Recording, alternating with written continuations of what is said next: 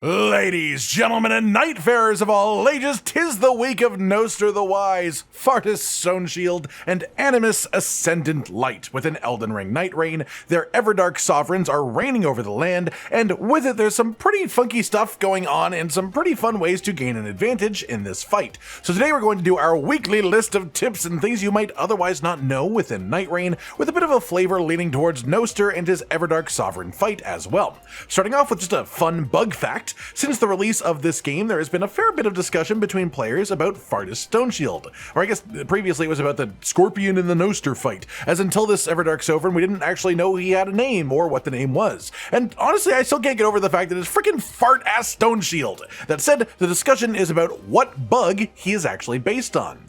Gnoster is fairly obvious, he's a type of moth, but Fartis, a lot of people have been disagreeing whether he was even a scorpion or actually some sort of beetle to begin with. But this user from Reddit found this creature when doing research on the topic, the Vangaroon, or whip scorpion. The forelimbs are obviously thicker on Fartis than this actual creature in real life, but aside from that, it's pretty much a dead ringer for the way that his pincers look, the specific pattern on the segmenting of his body, and then the actual tail matches as well until we get to the end of it, where they replace the stinger that the scorpion normally has with a claw-like shape on Fartis. This scorpion is also known for being a burrowing predator, which of course matches the way that Fartis actually fights in combat. So this feels like the likely answer to that question once and for all. So enjoy your cool Fartis Stoneshield fact of the day. Fartis Stoneshield fact! Next up, really solid tip for this specific fight, but it only applies when you're playing one specific Nightfarer. This is Guardian, and Guardian's skill creates a whirlwind around him. This doesn't often come up in meaningful ways during boss fights, but this whirlwind effect can actually destroy projectiles. This extends to the magical projectiles that Gnoster fires during the fight, but it doesn't quite destroy them the way that it would with like an arrow. Instead, it just makes them go around the whirlwind. However, this is still a really big deal for this specific interaction. And if you pair this with the relic effect that increases character skill duration for Guardian, making it a whirlwind that lasts multiple seconds, this becomes a top tier defensive skill for this specific Night Lord, especially if you let Animus take over and revive Gnoster, the moth specifically, where normally that would result in some pretty nasty projectiles becoming a part of the fight for the next minute or so, especially at the end of the phase. If you are just playing Guardian and you have this effect, you can completely neutralize the danger of that combo. Is that worth playing Guardian for on itself? Probably not, but if you are playing Guardian anyways, this is a very good thing to know about. Mixing it up with a non-Gnoster specific tip then, but it does come in handy in this specific expedition as well. Did you know that bows in Nightreign can have weapon greases and affinity effects put on them through things like spells such as Black Flame Blade? This is not a thing that you can do in normal Elden Ring. Bows cannot have greases applied to them, and so most people probably never even tried this in Nightreign, but one of the things that they did to make bows more usable in this game was make them interact with these effects. And so if you are playing Iron Eye, don't fully ignore all staves or seals, as you might actually find a meaningful weapon buff if you can play around them for the rest of the run, with something like Blood Flame Blade being an incredible example for this week's Everdark Sovereign that's weak to both fire and bleed. So if you're playing Iron Eye because you want to be ranged, make a point of looking for as many seals as possible in the hopes of finding this spell. On a similar note, because parts of these spells do actually scale with your faith, if you find a seal that has these and you're playing Revenant, you can put this on a bow and give yourself a ranged weapon that has bonus damage scaling with your faith stat, giving you a much more active way to be a part of the fight too. On the note of fire weakness, another really fun way to counter Gnoster that has tons of uses throughout the rest of the game as well is using AoE Ashes of War with Raider's ultimate art, which you can do as Raider himself, obviously, but you can also do it if you're just playing with a Raider whenever they use their ult, if you happen to have the right equipment to make it worth doing. In the specific scenario of the Gnoster Everdark Sovereign fight, the absolute best use of this that I've seen or had myself as well is with the Cranial Vessel Candlestick Great Hammer. This has an Ash of War that just fires out loads of flaming goop above you that lands on the floor. It does a blast of damage right near you when you first activate it, but then it also shoots the fire out above. Fartis Stoneshield is wide enough that he takes a massive amount of damage from the lingering fire. He is tall enough that he gets hit by the initial blast if he is against the totem and you're on top of it, especially the first phase, where you'll actually hit Gnoster with it, who takes even more fire damage, and the only attacks that can really hit you while you're up there are dodgeable magic projectiles or the laser beam, which is really bad when it comes out, sure, but that's the only one that makes it actually dangerous. This works with things like the grafted dragon fist weapon if the enemy is tall enough, which also works great for this specific fight. It works with ancient dragon lightning strike, the incantation. It works with the magma whip. It works with the giant fire whip, and honestly tons of other area of effect based ashes of war or spells as well. So if you see a raider putting a totem up, try to think if you can use it in creative ways to your advantage. Another note of cool character interactions, let's jump to Wilder. Wilder's character skill is a grappling hook with tons of varied usefulness. Usually people use it for movement, for minor enemy flinches, or for activating the follow-up fire attack relic that exists as well. On rare occasion, people even use it on downed teammates to try and get close to help pick them up. But what if I told you that you can revive an ally from ranged with this skill without ever putting yourself into danger by getting close to them? There is a relic effect that gives you 2 charges of the grappling hook character skill, and you can cancel a grappling hook use by dodging after you hit the hook. 2 grappling hook hits in a row is exactly the amount of damage required to revive a downed ally who only has 1 bar, which means that you can get a really easy ranged revive on someone who only has 1 bar, or if they have multiple bars of revive, you can at least clear a good chunk of it before you ever get into melee range, which is a fantastic Wilder tech to be able to have in your bag of tricks. One more character specific tech, this one for Recluse, the magic cocktail effect when you have 1 lightning, 1 fire, and 1 holy affinity residue. None of them really have names, but I call this combination White Lightning Rod. After you cast the spell, this does a small bit of damage, but then after a few seconds it explodes for a big blast of lightning damage in a wide radius. This has plenty of uses, but one specific one that I've seen people start to do more in this very heavy Everjail focused meta is specifically to have this spell ready to cast on Recluse, then cast it when you're in front of an Everjail, put the key into the Everjail while it's sort of charging up, and then this is the exact timing that you want to have it blast everything the moment that it spawns. For bigger enemies, this is just a big blast of damage to start the fight off, but if you happen to get a group of smaller enemies in your jail, you can just one-shot the whole thing instantly as they step out, which is incredibly efficient.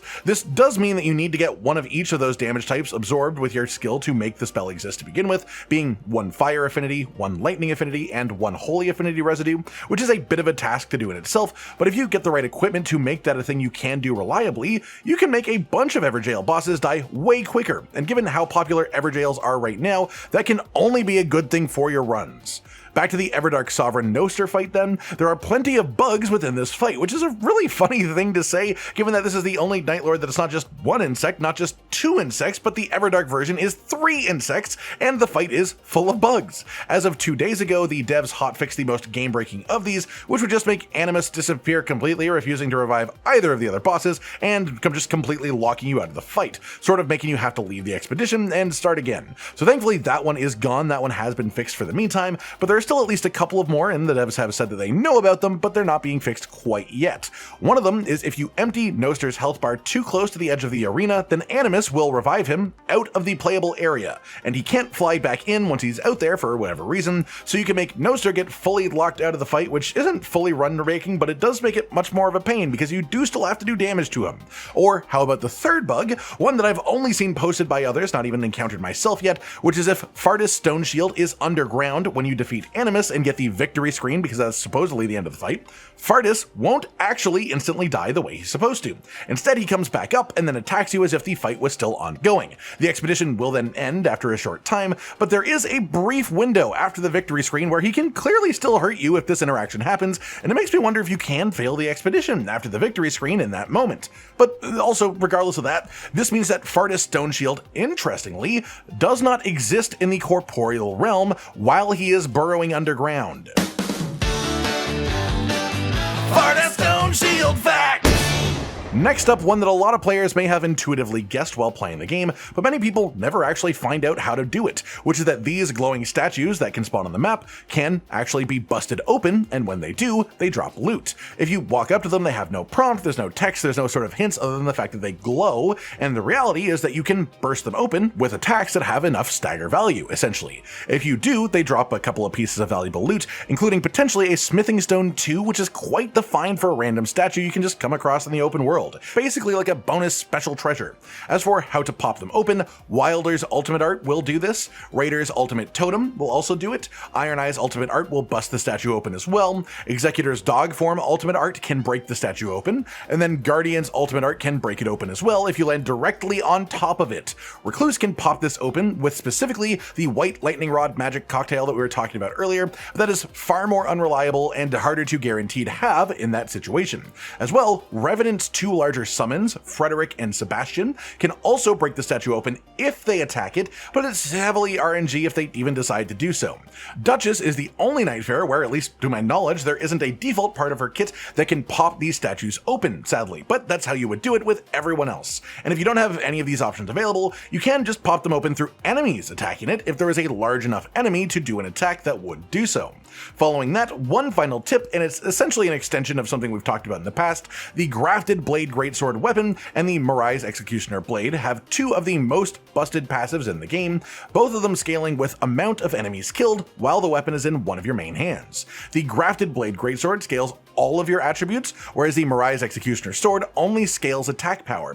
But the important part of this is that you gain 1 stack of the buff per enemy killed, no matter what. This includes summoned enemies. So if you manage to find one of these two weapons on day 1, there are 2 specific Night 1 bosses in the pool of bosses that can spawn that make these weapons absolutely run-endingly powerful in the blink of an eye, because what they do is endlessly spawn adds over and over, lots of little enemies that you can kill for more and more stacks for as long as your patience lasts. These 2 bosses are specifically Wormface, the big Deathblight guy who summons loads of rats and crabs and stuff like that, as well as the Duke's Dear Freya, the big spider boss that summons loads of little spiders endlessly. So if you see one of these weapons drop on day 1 for anyone in your party, and one of those 2 bosses shows up on night 1, make a day of it, have some fun, get as many stacks as you can, because then you can end up doing things like this Iron Eye here, who straight up one-shot a Night Lord for 14,000 damage with his ultimate art. Finally then, just a nice fun one, this player collected the background skies in each Night Lord fight, as they each have their own different visuals. These are the same background skies that are used by Hjolstor the Night Lord when he opens up a rift in the sky and steals one of their powers to use against you, and it's the same background skies that are now showing up in the Everdark Sovereign expeditions during the entire run. So it's nice to see a nice detailed version of each one. That's that then everyone, another collection of tips, tricks, and things that you probably didn't know about in Elden Ring Nightreign, with a bit more of a focus on Gnoster the Wise and his Everdark Sovereign fights. I hope you've all enjoyed this, and hopefully it helps you out in your future Gnoster runs as well. Like if you liked the video, subscribe to the notification bell for more, and most importantly, ladies and gentlemen, until next time, stay sweet. Josh, Cotton, and Hollow with the videos, dropping the humor like a hammer on your tippy toes, bringing entertainment on a daily arrangement to take our insanity and turn it into entertainment. Yes, I said entertainment twice, to reiterate that it is nice to look into your faces on a mostly daily basis when you let us in your homes to make the whole world a stage. Goodbye.